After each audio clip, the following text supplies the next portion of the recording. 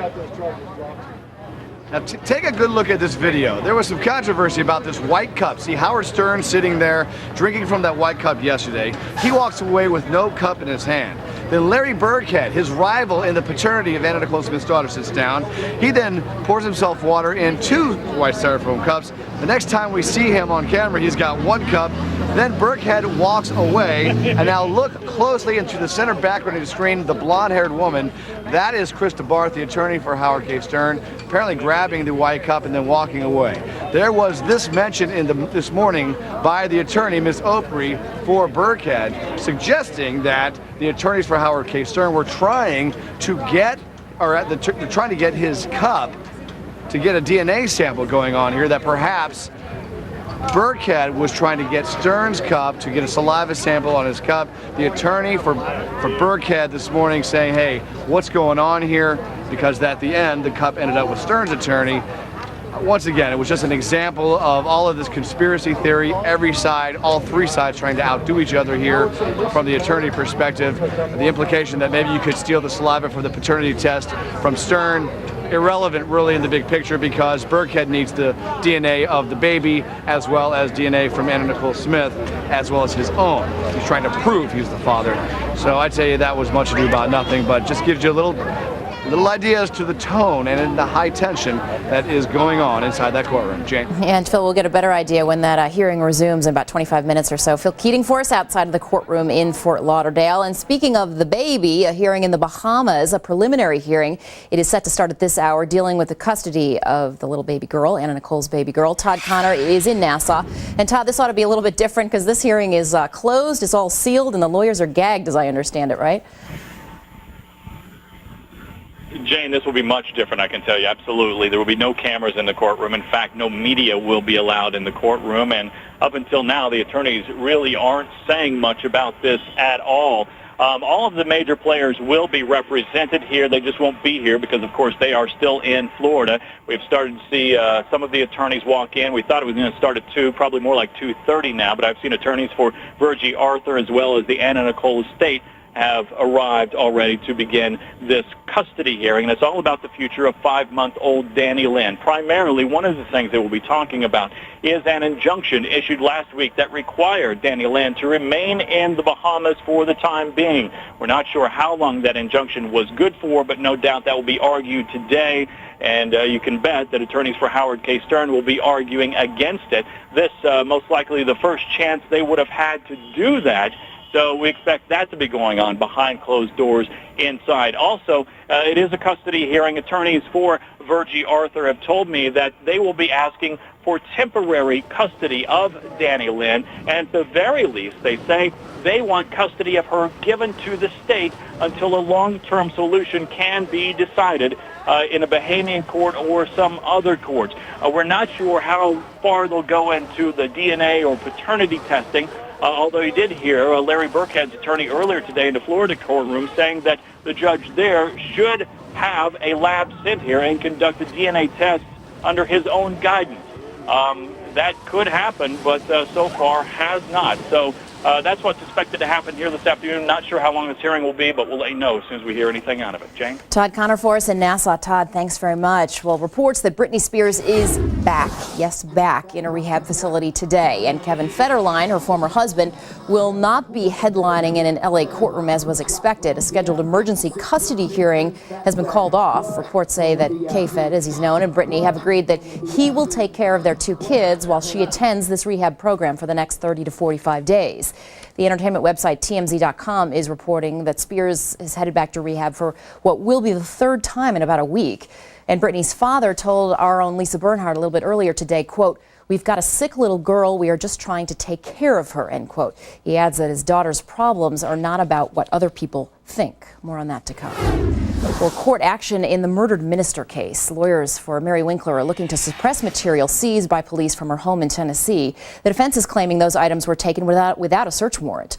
Lawyers also want to exclude some statements that Winkler made to police shortly after she was arrested for shooting her husband last March.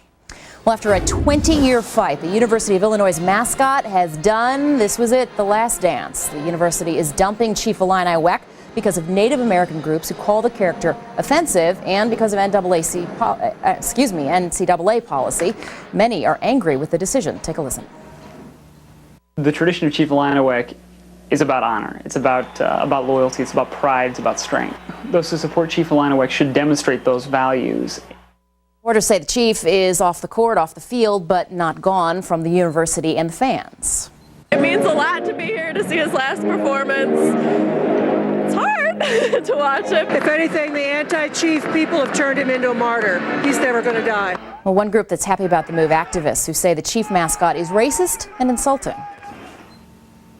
All I can tell you is this: every single national Native American organization is against mascots, period.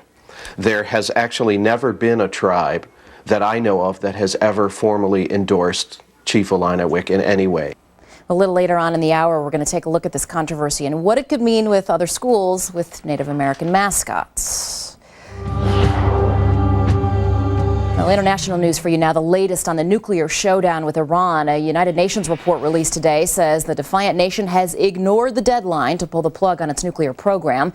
This all as Iran's top nuclear official says his country will not be backing down. James Rosen is live in D.C. with the latest. James? Jane, good afternoon. The UN's top nuclear inspector reported to the UN Security Council today that Iran is still enriching uranium and still denying his teams access to critical sites, documents, and personnel. Dr. Mohammed El-Baradei, Director General of the International Atomic Energy Agency, or IAEA, found Iran is presently operating two so-called cascades. A cascade is a set of 164 centrifuges spinning in high-speed synchronicity with each other to enrich uranium. El-Baradei says, moreover, Iran told him last month that 18 cascades, almost 3,000 centrifuges, should be in operation by May of this year. Moreover, the report said Iran last month declined the agency's request to place video cameras at two of Iran's primary enrichment sites. The Iranians demanded a legal basis for that request and examples of such cameras being placed at similarly sensitive sites in other countries. The IAEA responded on February the 9th, but Iran has not responded in turn. The report also says Iran has refused to provide access to its physics research center or to key documents and personnel associated with that site. As well, Iran continues to ignore the IAEA's requests for more information about the state of Iran's research on advanced P2 centrifuges or about its murky green salt project, which is thought to have a military dimension. Quoting from the report now, given the existence in Iran of activities undeclared to the agency for 20 years, it is necessary for Iran to enable the agency through maximum cooperation and transparency to fully reconstruct the history of Iran's nuclear program. Without such cooperation and transparency, the report said, the agency will not be able to provide assurances about the absence of undeclared nuclear material and activities in Iran or about the exclusively peaceful nature of that program, end quote. The White House says President Bush will discuss the IAEA report in detail with Secretary of State Rice over breakfast tomorrow morning. A State Department spokesman today called the report, quote, very disturbing. Jane? James Rosen for us in D.C. James, thank you. Well, it is starting early. The 08 race for the White House, well, that and the nasty jabs, it seems. Does Barack Obama owe an apology for what one of his supporters said? Iraqi insurgents are turning to a frightening new tactic, packing their explosives with dangerous chemicals. Coming up, what American troops found when they raided what they're calling a huge bomb factory. And today's hearing in the Anna Nicole Smith case is expected to start very soon. It was pretty interesting this morning, to put it mildly. Live coverage coming up.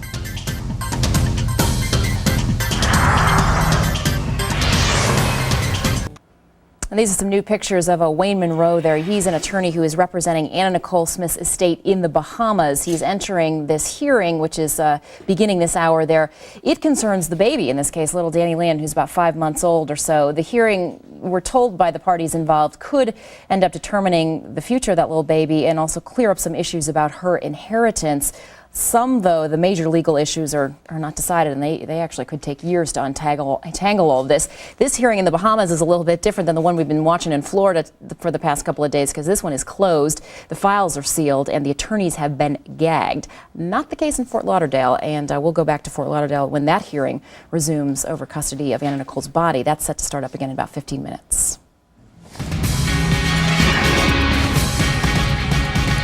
Well, the bickering has gotten pretty harsh in the Democratic race for the White House. Bill Richardson is now joining Hillary Clinton in calling for Barack Obama to apologize for comments made by David Geffen, the Hollywood mogul and Obama supporter, blasted the Clintons. Molly Henneberg is live to tell us how it's all hashing out. It's gotten hotter just over a 24-hour period, Molly. And it keeps going. Good. Hi, Jane. How are you? Senator Obama says he has no reason to apologize for David Geffen's critical remarks about Senator Hillary Clinton.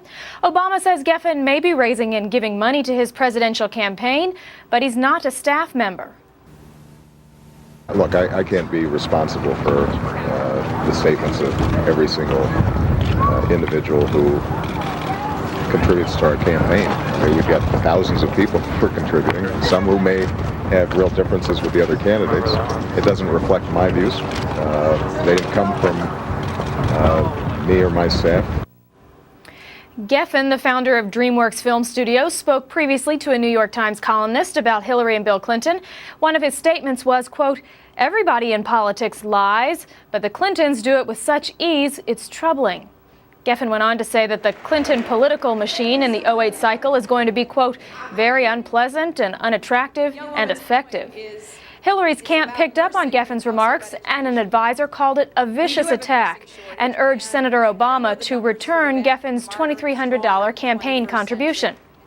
And now another 2008 Democratic candidate and former Secretary of Energy in the Clinton administration is chiming in. And no surprise, perhaps, he's taking Hillary's side. I believe that it's best if Senator Obama apologized for the comment made by David Geffen about the Clinton administration. We don't want to have negative attacks on each other. But Senator Obama says David Geffen may have differences with the Clintons, but that really doesn't have anything to do with the Obama campaign. Jane? Molly Henneberg for us in Washington. Molly, thank you. Well, from the battle over her body to the custody of her baby, the legal saga surrounding Anna Nicole Smith, it is getting a little bit crazy. We'll be live with these two court cases today. One hearing in the Bahamas, the other in Fort Lauderdale. It's expected to resume in about 10 minutes or so. We're told that the lawyers for her ex-boyfriend, Larry Burkhead, they're owed a little time from the judge, so they should be up next. And we're told that they're going to be calling to the stand Ford Shelley, who is the son-in-law of a developer. He claims he owns the property in the Bahamas where Anna Nicole was staying, where that baby is said to be right now. Why is that important? We'll explain it coming up.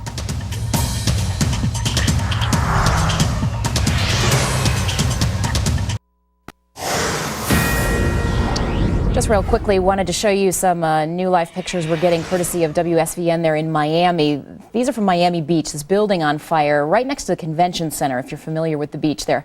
We're told that it's a vacant building. Don't know at this point if there are any injuries to anybody, if there happened to have been anybody inside, or how this thing may have started. Crews have been on the scene for a little while now. Looks like they are making a bit of progress. We see less flames and more smoke at this point. So as soon as we get more details out of Miami Beach, of course, we'll bring them straight to you. Well, Howard K. Stern and Anna Nicole Smith's mother are battling for Anna Nicole's remains, but the judge, well, he's been the one who's kind of the star, I guess you could say, of this thing, or maybe we could call him main character. Earlier today, he thought the court, he said, would benefit from his understanding of the case, and then take a listen. He said this. Anna Nicole thinks of Marilyn Monroe, Camelot, Knights at a Round Table, one for all for one. But we know life doesn't work that way. We know people are not always considering our welfare. We know also that there's only a few people that one can depend upon in a lifetime. There's only a handful. Well, it doesn't exactly answer the question before him of who should get custody of Smith's body. My guest, attorney Larry Hayes, is with us. He specializes in family law. Larry, I'm having trouble finding the words to describe what this hearing has been like with this judge in charge. Can you help me? What's your take on it? You know, I can't find the words myself. He gave us a long soliloquy this morning. It looked like from what he was doing, reading his notes, he must have stayed up all night writing it. Unfortunately, it seemed to be a long wind-up, but lacked a pitch, and there was no point to it. Yeah, are we getting any closer? You know, he talks so much about the urgency in this case and wanting to get her buried because her body is decomposing. Have you seen any progress, at least through this morning session? I haven't seen any progress, just like everyone who's watching it hasn't. He seems to be picking up a little speed, but it's almost too late at this point. He's made such a such a comedy of errors out of this case, which should be a simple case. Yeah, it's true. We're going to get to that in a second. I want to have you just listen to this one portion of what he had to say this morning, because this stuck out in a lot of people's minds. He was talking about Howard K. Stern, whether he's a good guy, bad guy, and kind of weighing the options. Let's take a listen. Then we have Stern. Is he a bad guy? Or is he a fellow who has some form of a love for her? We don't know. It's a fact that'll come out way beyond this hearing. But whatever relationship he had with her, he would be called maybe an enabler, because he lived. Your objection so noted. Hey, Larry, I guess it's his courtroom. He's allowed to do what he wants, but some people have been concerned watching him over the past couple of days that what he's doing is just setting this thing up for appeal. He is. He's made numerous errors, probably more than we could go into in the hour we may have. You know, he mentions all of these characterizations: villains, heroes, bad people, good people. Mentions Camelot, the Knights of the Round Table. He even, says this case reminds him of Hamlet. Well, there's a famous quote in Hamlet, I believe it's Act 5, Scene 1, where he says, this man knows nothing about his business. Well, that could apply to this judge. He doesn't seem to understand that this is a simple case. Yeah, you mentioned that before, Larry, being simple. How would you expect a different judge to rule on this? I mean, what would you expect to come out of it? And maybe this judge will rule that way. Well, I mean, he may be crazy like a fox, as someone else has stated, right. But if it's an intent test, then we may need a long hearing, maybe not this long. If it is simply a statute that says the next of kin, well, there's only one next of kin at this point, and that's the mother, and so she has the right to decide. It's a 30-second, maybe 30-minute hearing at the most. So the length of this hearing may give indication as to what this judge is thinking, leaning more towards intent. But if that's what he's thinking, then the Bahamas seems to have the most objective evidence about what Anna Nicole actually intended. Mm-hmm. Larry Hayes, who specializes in family law. Larry, stick around if you will, because that hearing in Fort Lauderdale is set to start again in just a few minutes. We may need your expertise. We're going to take a quick break in the meantime, and as we go to break, these live pictures from Miami Beach, Florida, of this fire that crews are on the scene of there. It's a building adjacent to the convention center at Miami Beach. We're told that it's vacant at this point. We're looking for more details on this. As soon as we get them, we'll bring them straight to you. We'll be right back.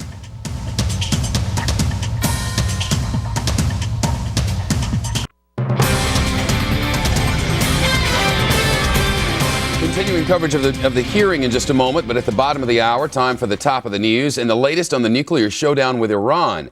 According to a new United Nations report, Tehran has ignored yesterday's deadline to pull the plug on its atomic ambitions. Imagine. And that means the Security Council can now start deliberations on new sanctions. Meantime, in the capital today, hundreds of students are protesting outside European embassies, chanting, "Nuclear energy is our absolute right." Demonstrators also burning British and Israeli flags. In Africa, tropical cyclone Flavio making landfall in Mozambique, causing widespread destruction. Heavy rains lashed the area throughout the day and early morning. Officials say one of the worst hit areas is the popular tourist destination. More than 120,000 people have already been displaced after a recent storm. The Army and the Red Cross are on standby. Another cyclone expected to hit tomorrow. The crew of the International Space Station completing a tricky spacewalk today. The mission was to fold a faulty antenna on a Russian cargo ship so it could undock from the station in a couple of weeks. First, they tried hitting the antenna with a hammer. Then they used scissors the size of garden shears to cut metal tubing that holds the antenna in place. A cosmonaut got through the spacewalk despite an overheating spacesuit and a visor that kept fogging up. Some unlikely crime fighters in Nashville. Police say that a career criminal attacked a bunch of senior citizens on his way home from a night of dancing. When the would-be robber demanded their money, we're told, one of the men pushed him against the car and another guy grabbed his wrist. We're told that they were able to hold him until the cops showed up. Go, Grandpa. That's the news as we know it. We'll be back at the top of the hour for more. That hearing ought to be getting underway down in Florida in just a few minutes, and I, for one, Cannot wait for the decorum to return. Well, as you noted yesterday, the clock in the courtroom is a little bit off. Can we take these live pictures so you can see Howard K. Stern? There's Howard K. Stern showing up again. Walking in. Hopefully we'll be able to take them. There they are. The clock is about 5 minutes off inside the courtroom, so technically they're just supposed to be there now. The judge will probably look at that clock and tell them they're late, but we're seeing the main parties enter back in. He may actually look at that and remember Camelot and giraffes as a child. Something about beach balls. I'm not sure exactly. And at some point, I guess they'll talk about burying someone, but there are no guarantees, really. Can't say it's not entertaining. He has, though, says he's going to keep to his promise that he will have a decision on this first thing tomorrow morning. And then the appeal instantly, I'm guessing. Right, so we'll see how that all shakes out.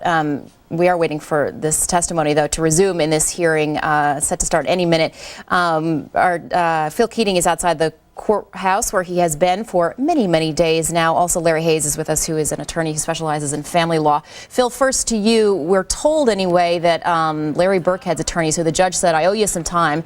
We assume that they're going to start up right away. Is that right? And tell us who they're going to call if you know. Well, they're going to be calling the guy who shot the videotape down in the Keys that shows Anna Nicole Smith appearing extremely inebriated. We also first saw that videotape on Greta Van Sustern's show a couple of nights ago. But this kind of face makeup dressed her up like a clown. And in this videotape, you can hear Howard K. Stern saying, what are you on a mushroom trip? Are you on a mushroom trip? And they're all laughing and laughing and laughing. I suppose the point of Miss Opry, the attorney for Burkhead, playing this videotape today is simply going to be to show that Howard K. Stern is not the one that deserves custody of her remains. That right there is Ms. Brown, one of the Florida attorneys for Mr. Burkhead. Moments ago, Howard K. Stern walked in here, and over here, this woman, Maria Snyder from Boca Raton, you were cheering on Howard K. Stern. A lot of people out here have been cheering Larry Burkhead. I booed him when I saw him. Why are you rooting for Howard K. Stern here? Well, you're talking about the lawyer? No, Howard K. Stern, the lawyer / boyfriend, yes. Yes. Why? I believe it. I was in the city hall in Boca Raton, Florida, when I saw the devastation about her son passed away. And I've been watching Entertainment Tonight, and I really truly believe it, how it's been with Nicole from the beginning. And I think he has a right to keep Nicole's body. And thank you, Maria. Appreciate that very much. This place has become pretty much a tourist destination, not only from people who live here in the Fort Lauderdale area. Every day there are people with cameras, and they are on vacation. I just talked to a Connecticut couple here today. It is the talk of the town and the talk of the nation, this ongoing soap opera. But in the end, let's not forget, we are dealing with the custody of Anna Nicole Smith's remains. Tomorrow morning, the judge has said he's going to have a definitive conclusion. He's already ruled this morning there will be no final arguments by all of the attorneys involved today. They will have to present that in writing. He will then spend the night and or morning reading, digesting, and coming to a conclusion. Tomorrow will be an enormous day here, and we'll, of course, carry all of it for you live. Jane? All right, Phil, stick around for us, if you will. Larry Hayes is with us, who's an attorney in family law. And Larry, Phil alluded to that videotape, talking about drug use on the part of Anna Nicole Smith. This morning, a bulk of the testimony, which was pretty interesting, was from her former boyfriend, that Larry Burkhead, talking about how she was taking drugs while she was pregnant and, his concerns about Howard Stern's role in all of that. Where does that get them? Where does it get the parties? Where does it get the judge, all that testimony? It doesn't really get anybody anywhere in these proceedings. I mean, we have to remember we're just seeing sort of the leading edge of the storm, if you will, because all of these same parties are going to be in a custody hearing very shortly that may last weeks, may last months, and you can sort of get a sense of what each party is going to be claiming against the other, regardless of how the DNA test may come out in the future. Yeah, and if there is a concern about her just general drug use, even outside of the pregnancy, I suppose that would go to questions perhaps of her competency. And did she know what she was doing when she wrote this will? People who said, oh, she told me she wanted to be buried in the Bahamas. Was she even coherent enough to know what she was saying?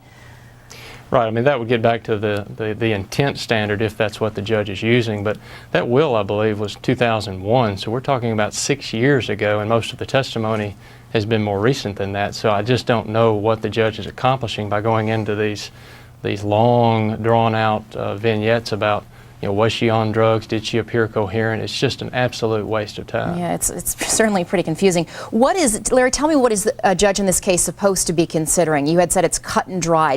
Give me the list of the couple of things that should be on his mind. Well, I can only speak for Tennessee law, but it's my understanding from some of the comments that the Florida lawyers have made that there are two statutes at play here. One, I believe, the medical examiner statute, which speaks of the next of kin. I mean, if that's the standard, then that's, as I said, a 30-minute hearing, because we only have one next of kin who's able to take that decision, and that's the mother. The child is a minor, and there is no guardian at this point as far as the United States goes. If it's an intent standard, then we may have some benefit to a longer hearing, but not a week-long hearing about things that just have absolutely nothing to do with that decision.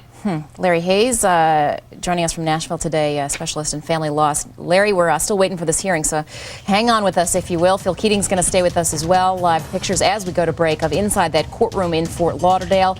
This hearing continues. They're supposed to be answering this question of who has custody over Anna Nicole Smith's remains and ultimately where will she be buried.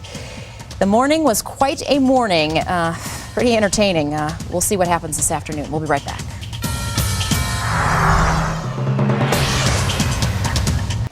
They are all back in place, the players in the Anna Nicole Smith hearing. Let's take a listen. After I met her on the movie, she was in contact with my husband a lot, her and Howard, about the movie.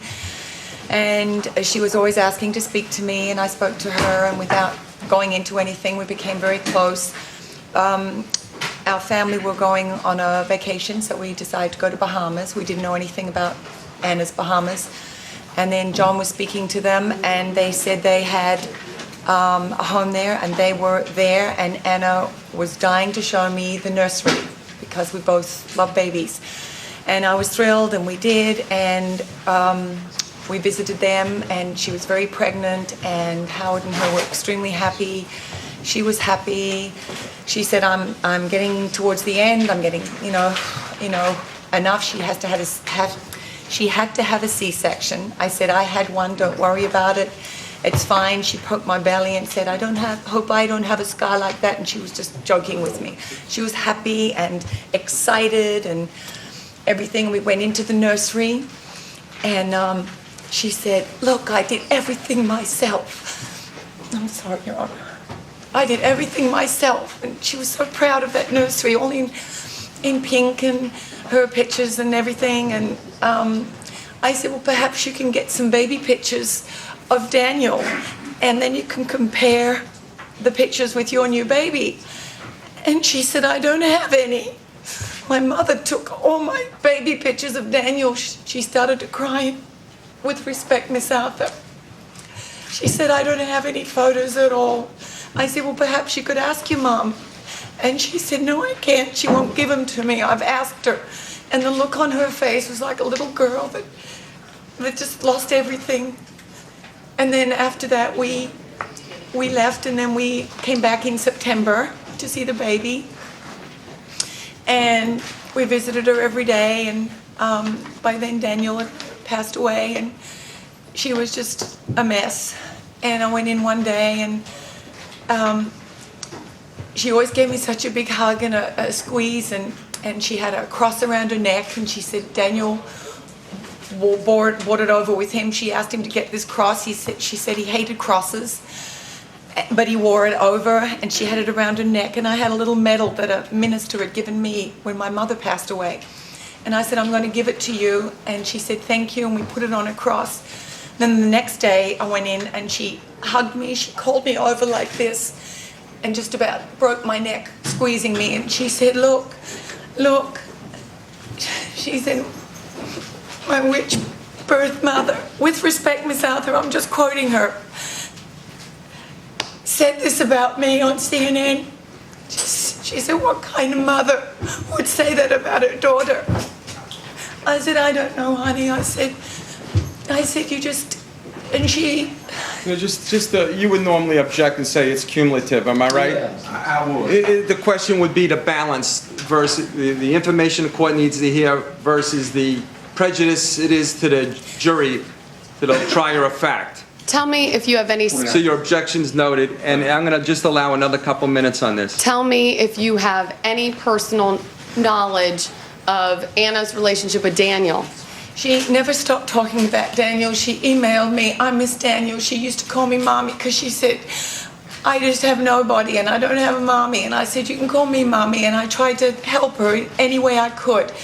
I didn't slander Miss Arthur at all. I'm a mother. I never slandered. I never said yay or nay or anything. I said, just calm down. She said some choice things. And then she said, I miss Daniel. I miss Daniel. I want to be with Daniel. I said, no, you've got your baby girl.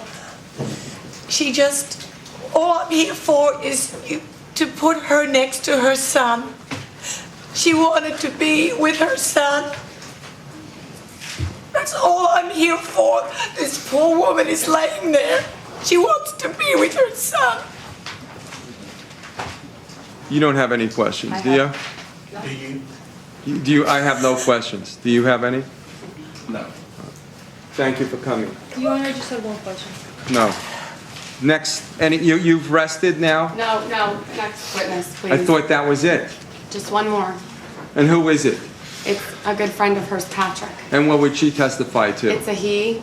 What would he testify? Very close friends with Anna for a period of many years. And it would be the same type of testimony? Well, he will be able to give testimony about where Anna wanted to be, about her discussions about the purchase of the funeral plots for the whole family, specific conversations. He would be able to testify. It's cumulative, isn't it? Yes. So noted. Denied. Thank you. That closes up your position. Yes, Your Honor. We're going to let you, you had a strong advocate, the mother. Did you want anyone else to testify? Your Honor, yes. I'm not going to allow a phone testimony. You have any live witnesses? Yes. Bring them. Who? Ford, Shelley, and I'll go out in the hall and get him. They robbed a bank and got away. Shepard will be in the house with headlines. It's a brand new hour on Fox. And we begin in West Palm Beach, Florida, where 3 judges are right now considering an appeal to the ruling that would have Anna Nicole Smith buried in the Bahamas. You probably know the disagreement by now. Her companion, Howard K. Stern, has already made funeral arrangements in the Bahamas for her. Smith's mother, Virgie Arthur, wants to take her daughter's body back to Texas for burial. A decision could come at any moment. You're looking at live pictures outside of the courthouse. Let's go to Phil Keating, who is stationed out there as well. Phil? Jane, 2 courtroom happenings in the state of Florida today regarding the late Anna Nicole Smith. One, as you just mentioned, dealing with next of kin custody of her remains. The other one, dealing with little baby Danny Lynn, Smith's 5-month-old daughter. And if it sounds like I've been telling you this for about 3 weeks, that these ongoing battles are continuing, you're absolutely right. They've been going on ever since Anna Nicole Smith died in Hollywood, Florida, 20 days ago. She remains at the medical examiner's office, but let's take you into Fort Lauderdale today. Earlier in the Broward County family courtroom of Judge Lawrence Corda, that's where we heard the ongoing paternity battle filed by former Smith boyfriend Larry Burkhead. He, of course, has been fighting to prove he is the true daddy of Smith's 5-month-old daughter, but to prove so, he needs DNA from him, which is no problem. He needs the mom's DNA and the baby's DNA. Well, as of today, he will now get a sample of Anna Nicole Smith's DNA taken after her autopsy. But as for the baby, next up, Bahamas. We got what we came for. We came to Florida because we wanted the DNA samples turned over to our doctor. We have 2/3 of the order completed. Now we're on to the Bahamas, where we've already had a hearing.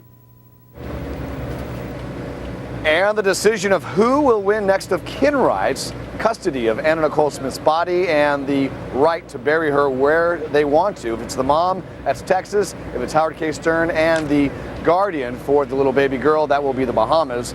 Well, oral arguments wrapped up nearly 4 hours ago, and the 3-judge panel has yet to issue a ruling. Both sides with their attorneys arguing their version of how the court precedents of Florida as well as state statutes support their custody arguments. And of course, afterwards, both feeling their side will prevail. I've never represented a slam dunk in this case, but I am confident that the court is aware of the legal issues, is fully apprised of the facts, and will make the correct decision. The battle within the courtroom this morning dealing with Virgie Arthur, the mom of Anna Nicole Smith, saying that the judge down in Broward County last week got it all wrong, applied the wrong probate law as far as next of kin rights. They argue that should go to the mother. However, on the other side of the equation, the guardian ad litem appointed for the baby, arguing that no, the judge in Broward County got everything absolutely correct. There are rights given to minors in the state of Florida because parents die all the time, sadly enough, and that leaves minor children who then have guardians appointed to make decisions for them. We will see how the three-judge panel interprets all of this. We expect that decision could come down today. They are aware of the hasty nature of the situation.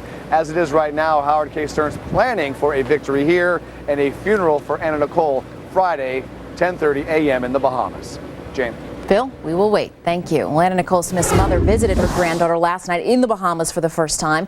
She stayed at the house for close to an hour, and according to reports, she looked and acted pretty distraught when she left.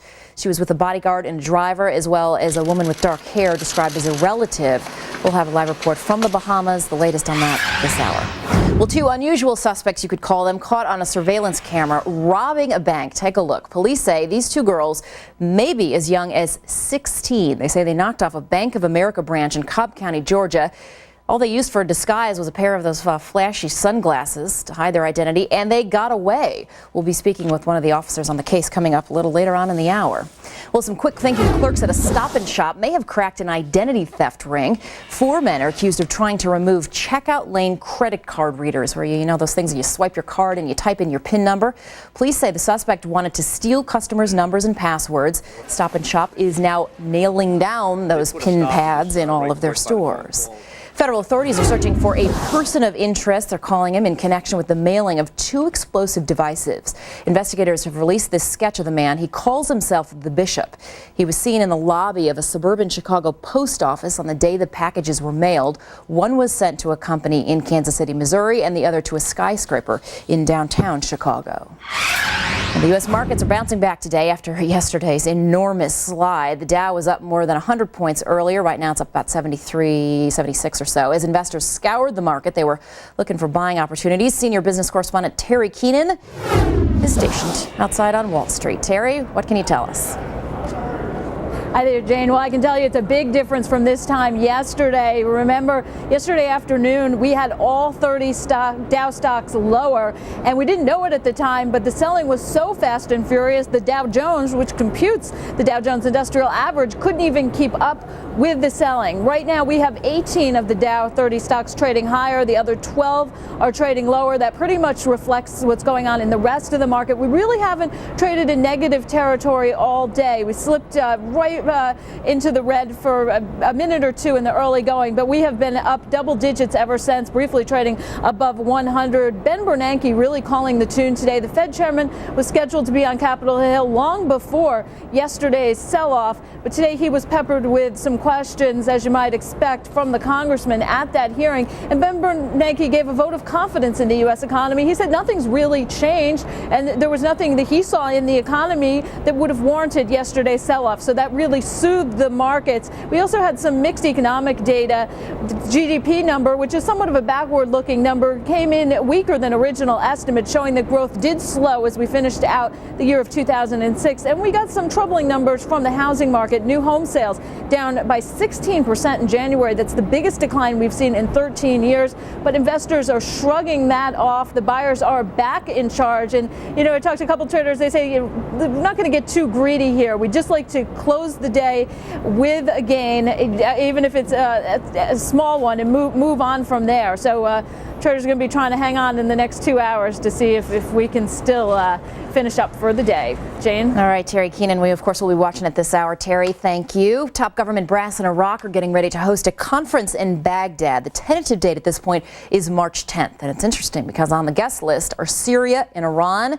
And the United States says it plans to attend as well. White House correspondent Wendell Golar is live on the North Lawn for us with this. Wendell? Jane, the White House says the U.S. is not caving on its refusal to talk with Syria and Iran, but instead plans to attend what will be a huge gathering of Iraq's neighbors, also including the permanent 5 members of the UN Security Council, the Islamic Conference, and the Arab League. Press Secretary Tony Snow says the U.S. won't even raise one of its biggest complaints, which is Iran's supplying the explosively formed projectiles used in Iraq, unless the Iraqis bring it up.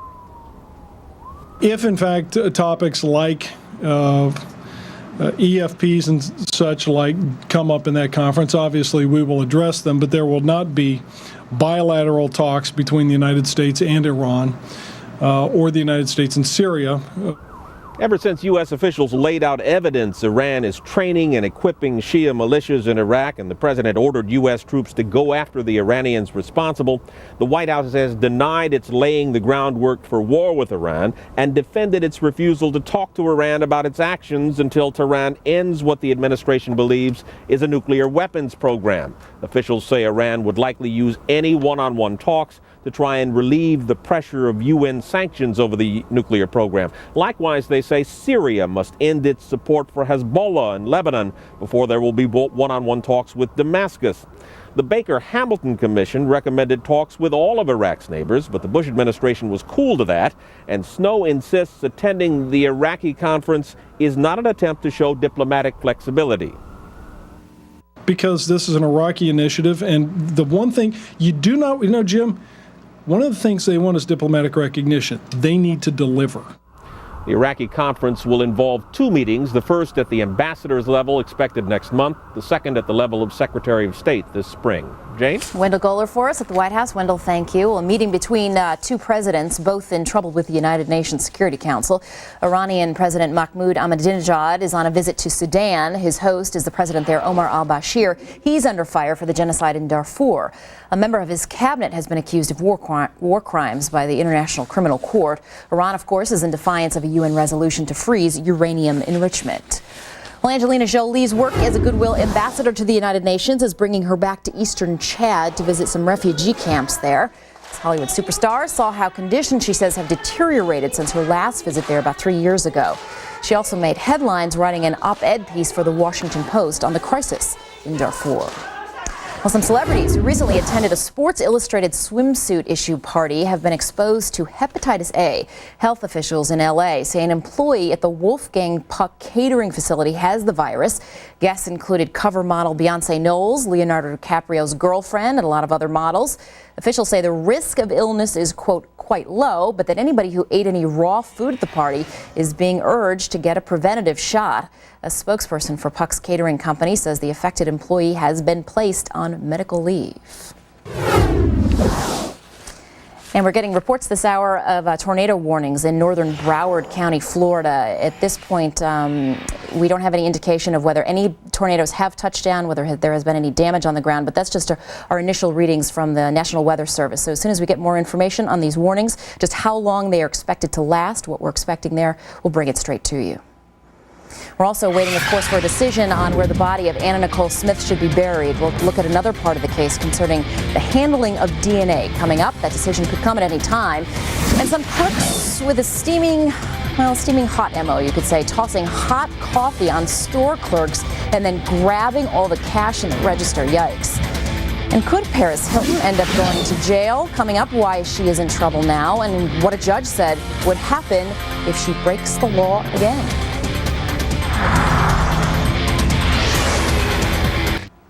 A couple things we're watching at this hour. One of them is tornado warnings for Broward County, northern Broward County, Florida. These are set to be in effect for about the next 15 minutes or so till 2:30 Eastern time. We'll let you know if we get any reports of anything touching down. Obviously, they're on the lookout there for severe weather in Broward County. We're also at this hour waiting for an appeals court in Florida to rule on this bid for custody of Anna Nicole Smith's body. You're looking at a live picture outside the courthouse there in West Palm Beach. Earlier, a Broward County judge ruled that he has no jurisdiction in the paternity case involving Anna Nicole's daughter, Danny Lynn. So a couple of different things going on today. Joining us now is Larry Hayes. He is a family law expert and attorney. Larry, good to see you again. Can you simplify this for us in terms of the first issue, the decision that we're waiting on today from this appeals court? What are those judges considering right now, and did they give an indication today of how they might be leaning? They really did. Some of the justices asked very pointed questions along the lines of, did Judge Sandlin have the right to delegate, and one judge even said abdicate, his responsibility to this guardian ad litem? And when we're talking about Judge Seidlin, just to remind people, he was the judge who got a lot of attention last week for saying he wanted to be a TV judge in his next life or other life. I call him the weeping judge. Yeah, right, the one who was sobbing at the end. And what he did was basically hand over the decision process to the guardian of this little 5-month-old baby. And the judges today, you're saying, were questioning whether that was the right course of action? They were. A case was mentioned several times, the Cohen case that came out of the same district in Florida, and it seemed to stand for the proposition that the judge is the one who decides who or where the body would be buried, not who decides who would decide where the body would be buried, but the judge actually makes the decision. Did you get a sense that they were concerned enough that they might overturn it, that say she shouldn't be buried in the Bahamas? Gosh, I hope not, Jane, because that means we're going to have round 2 with the weeping judge. Can you imagine the Kleenex we would need for that decision on where to bury Anna Nicole? So if they did decide that, it would be kicked back to his court? It would be. It would be remanded, as the term goes, back to his court to decide. I really don't think they will do that. Interestingly, some of the judges apparently were watching the TV coverage because one of them asked, although it's off the record, isn't it true that funeral arrangements have already been made? And the lawyers responded that they had. So I think this court will probably render a decision on where she should be buried or either just affirm the decision that was handed down. And Larry, real quickly, it feels long to all of us and probably to the parties involved as well because it's been a couple of weeks, but should we have heard from this appeals court by now? Were you expecting to hear earlier today, or is this not a long time for a decision like this to be made? This is definitely on a fast track. Normally it takes a month to get into the appellate process and several months to have a hearing like we had today, and then several months to have a decision. I mean, they turned this around in a hurry, and how refreshing has it been to see 3 justices who actually act like judges, talk like judges, and give good insight into what the judiciary process is all about. I think they were doing a lot of damage control today, trying to get away from Judge Sandlin and his sideshow. Larry Hayes, attorney and specialist in family law. Larry, we'll see if we get a decision this hour. Thank you very much. We are going to take a quick break, but as we go to break, take a look at these ominous pictures from Fort Lauderdale. Wow. Tornado warnings in northern Broward County, Florida this hour. They're at this point set to expire in about 13 minutes or so. We'll see if they're extended or not. Looking for some severe weather, obviously, in southern Florida. We'll keep our eyes on that. Also, of course, all eyes on the big board this hour. Markets trying to recover after yesterday's huge slide. Wall Street's reacting to the testimony today by the Fed chair before a congressional panel. What did Ben Bernanke have to say? How is it affecting the markets, if at all? And what do you do if you're just a regular old Joe, just a stock investor? Well, we'll tell you. Dagan McDowell will be along to tell us what to expect, what your concerns should be. Next.